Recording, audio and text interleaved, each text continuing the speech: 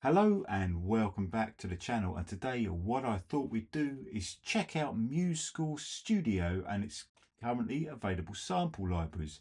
Not all of them, because we're going to be here all month, but some of them to give you a good comparison, and going forward I'll be checking out the others too. Now you might be wondering, why are we starting in Dorico? Well, I'm going to be playing this score back, By the River by Frederick Delius, as a comparison on every single playback example.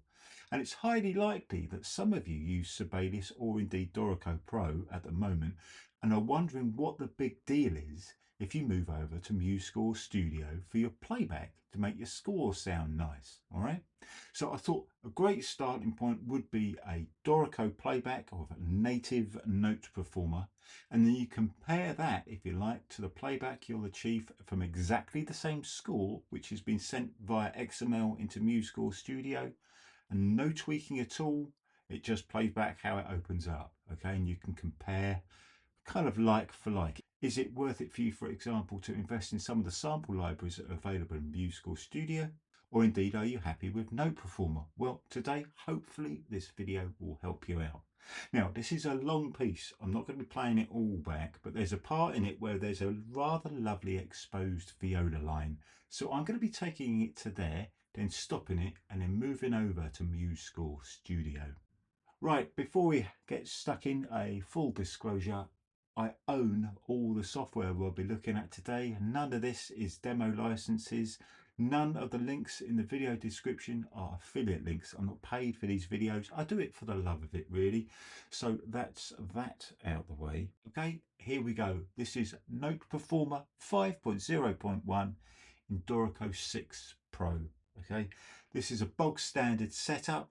I'm using bog standard NotePerformer, their inbuilt reverb. If I just open up the play tab here, all the panning is coming from NotePerformer. Now you'll notice that there's some solo instruments in this setup. If I just open up another one here, let's just open this one here. Okay, you'll see that it's brought in some solo players. That's because every time I import an XML import from Sibelius and open up in Dorico, it insists in calling my string ensemble solo players where I want section players. So I've changed those out, but it's kept them in the NotePerformer playback template here. You can get rid of them, it's not an issue, they won't play back. I just thought it's only fair that I let you know that. And if anybody knows why that is, why it insists on calling all my XML imports solo players instead of section players, I'd love to know, because it drives me mad. I've panned everything to taste, okay, using the default reverb at a 50% setting, and that's it. Okay, so this is kind of bog standard NotePerformer in Dorico. Let's check out how this one sounds.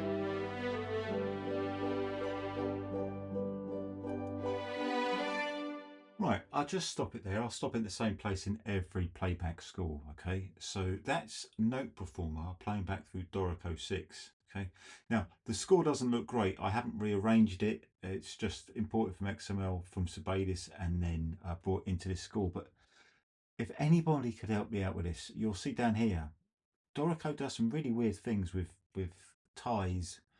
I don't know why. Sometimes it calls ties an LV line. Sometimes it's upside down. I do find when I bring an XML from Sibelius into Dorico, it takes me ages to reorganize everything. Is there a setting, I call out to you Dorico gurus, is there a setting that I can use in the preferences that will just sort that out? Because it absolutely drives me mad. I'd really appreciate your help with that. So yeah, that's the playback and note performer in Dorico. Let's head over now to MuseScore Studio to see what your options might be. Right, let's check this out. We're going to be playing this score back for the first time with MuseScore Studio, the free libraries, the free MuseSounds instruments that you'll have access to via the Muse Hub when you download the software. And going forward, I'm not going to change any of the panning positions for any of the instruments, any of the levels, or any of the reverb amounts for any playback. So everything is going to be identical so you can compare like for like. All right. There's nothing on the master channel. This time there's no mastering effects. I just set it up basically so we can have a fair assessment of how all of these different sample libraries sound. Okay. So that's the setup. That's all I'm going to do for that one. If I just shut the mixer down. So this is the first playback. This is the free MuseSounds.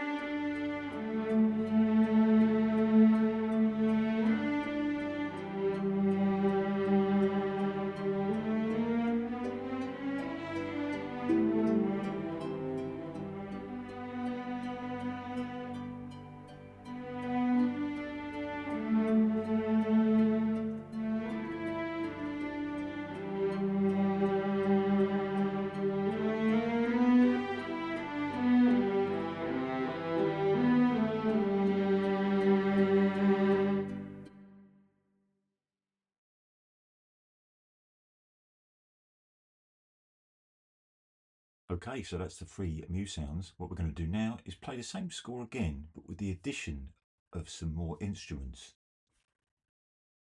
Okay, a score 2. This time it's exactly the same. It's exactly the same score, but the eagle-eyed will notice that I've doubled up the strings.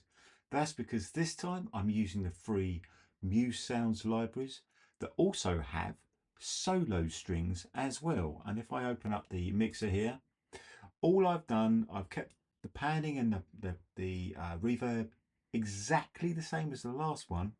However, I have slightly tweaked the position of the solo instruments, so they're just slight movement there, and I've just turned them down a bit. That's it, because these guys are quite loud, all right? But it's a really lovely thing to be able to do is layer different samples together. And because you get solo strings and ensemble strings in the free samples, you check out the difference it makes. Okay, I'm just going to shut the mixer. Before I press play, I should have said last time, I've kept the first bar empty because I find still today that sometimes you'll hear really silly things going on in the first bar, and if you keep it empty, that sorts itself out by the time the music starts. All right, so that's just something I've got into a habit of doing. If I rewind this to the beginning, you check this one out.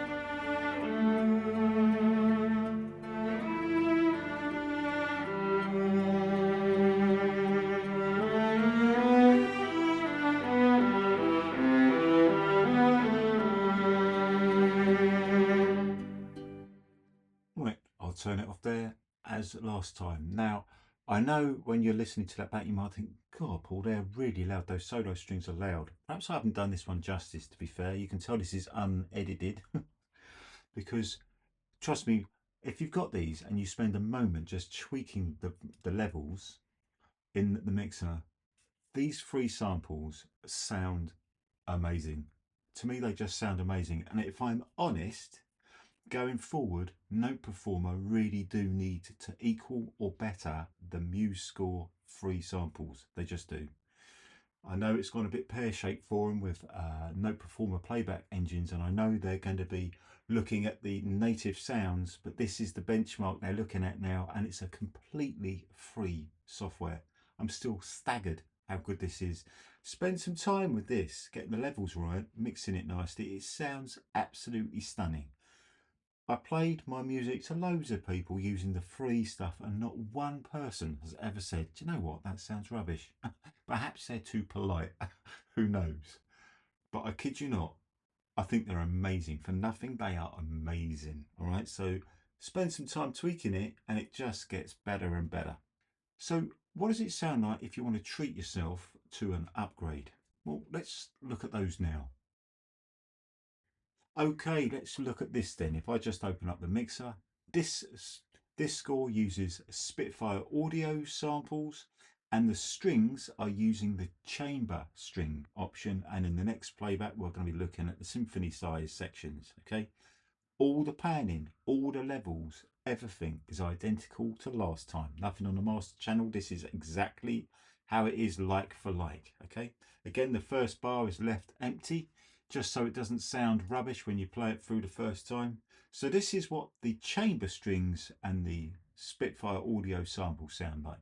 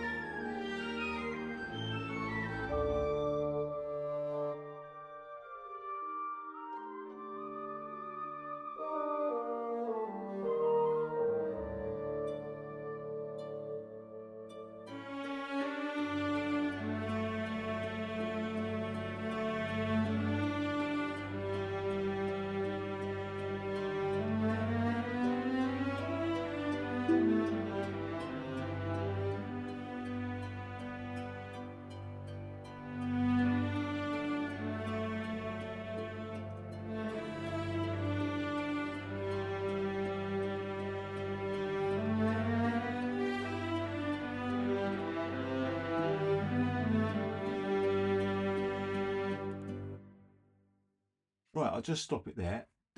I forgot to say to you, the harp playback, and indeed in this score the timpanis, came back from the free MuseSounds library, because to my knowledge Spitfire don't have those yet.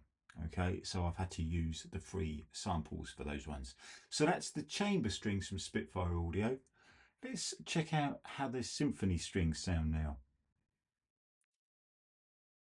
Okay, this one is the Spitfire Symphonic strings. Okay, and if I just open up the mixer, everything is identical to last time. I'm using the harp and the timpani from the free MuseSounds because I haven't got those. I don't know if they're available in Spitfire, but I haven't got them. So I've used those in the free version as the score before. And the string ensemble is using the symphonic strings options. Okay, and that's it. All the panning, all the reverb, everything as is exactly as it has been before. Let's just shut the mixer down now. I'll rewind it to the beginning, and this is how these sound.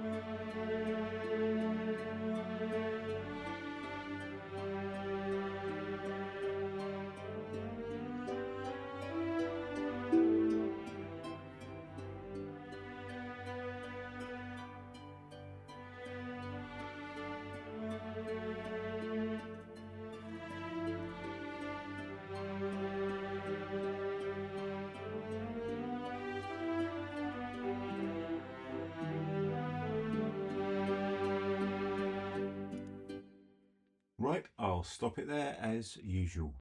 Okay, so that's the playback from Spitfire. Some of you will have noticed the odd pop and click, especially at the beginning of both of these scores. No matter what I do, I can't get rid of it. It happens all the time. Sometimes it will go halfway through and start doing it. In fact, there was the odd pop as we played through this score, and indeed the last one. I'm not entirely sure why it does it. No matter what setting I use, it does it. And I think you can hear the difference in dynamics is completely different to the free MuseScore libraries. It's completely different. You need to tweak it, okay? But that's the playback straight out of the box. Let's check out something different from Orchestral Tools. Okay, here we are with Berlin samples from Orchestral Tools. Exactly the same score. If I just open up the mixer, I've left all the panning, all the reverb exactly the same. The only thing I've done is changed out all the samples for all of the OT stuff, including their harp and the timpani. Yeah, that's it. Nothing on the master channel. So if I just shut that down, I'll rewind this to the beginning. You check this version out.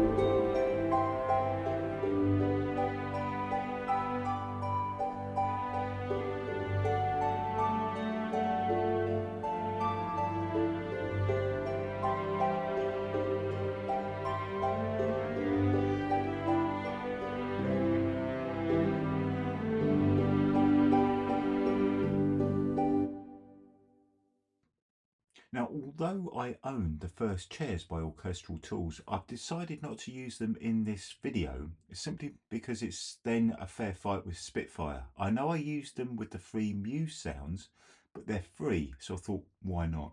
It's a bought option for Orchestral Tools, and currently Spitfire Audio doesn't have a solo strings option. So to keep it comparable, I haven't used it in this video. So with that in mind, let's move on to the next one. Right, let's check this out. This is something slightly different. This is MuseSounds, the free samples for the woodwind ensemble, the brass ensemble, the percussion and the harp. But I'm using Vienna Symphonic Library's string samples for the strings.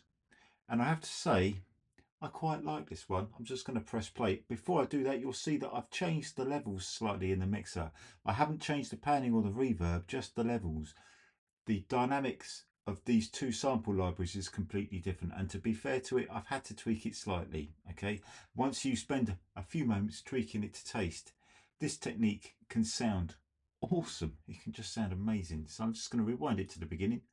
You check this one out.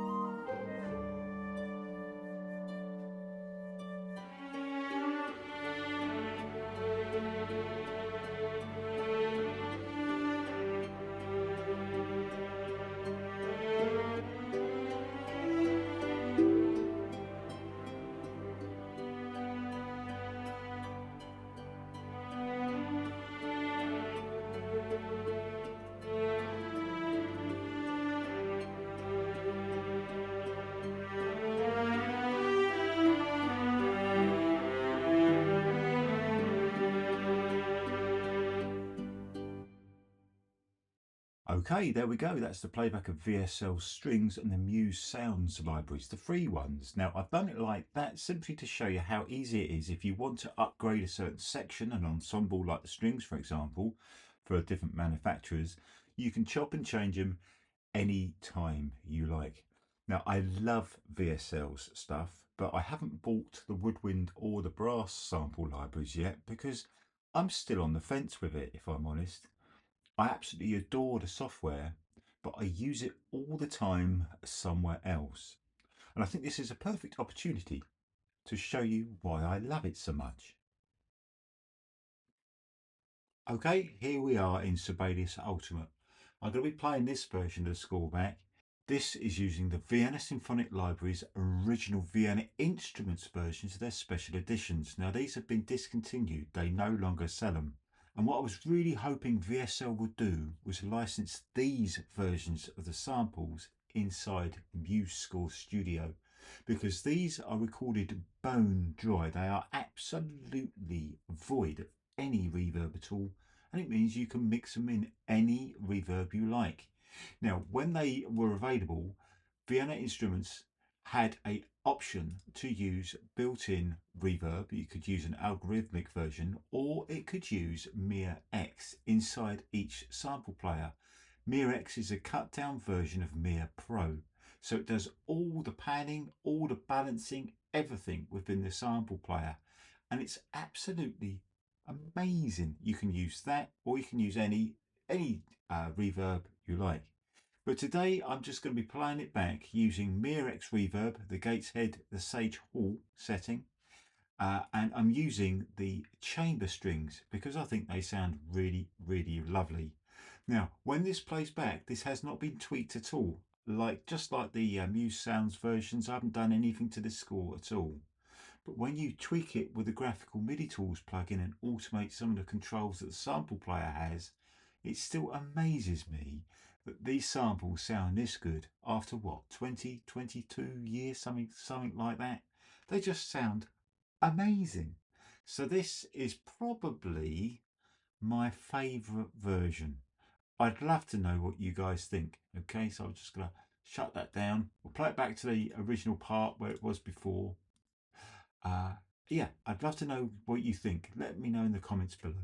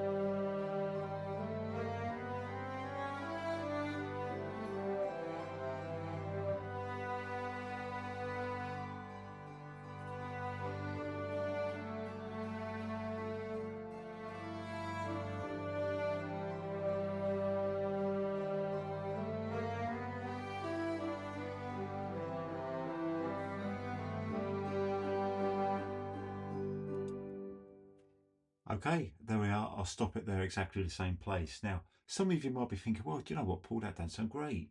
It's kind of static. It doesn't move much. It sounds not great. These are 20-year-old samples. It amazes me how they sounded then. Can you imagine how that would have sounded 20 years ago? Got it out, it would have been wow. Now, if any of you own any of the special editions, the original Vienna Instruments versions, or you're struggling to set VSL up with Sibelius, drop us a comment and I'll do a video and show you how to do it, because once you've taken the time to set it up, it works just like NotePerformer or indeed MuseSounds. It's kind of a plug and play thing. It just works once you set your little template up. The difference is you have to take the time to set the template up, a little bit like you would in a DAW like Logic or Cubase. but once it's done, it's done. And I think they sound amazing. I'd love to know what you guys think. That's it for today. I know it's been a bit of a long one, but I'll be back again soon for another one where we'll be looking at something slightly different. So hopefully I'll see you again soon for that one.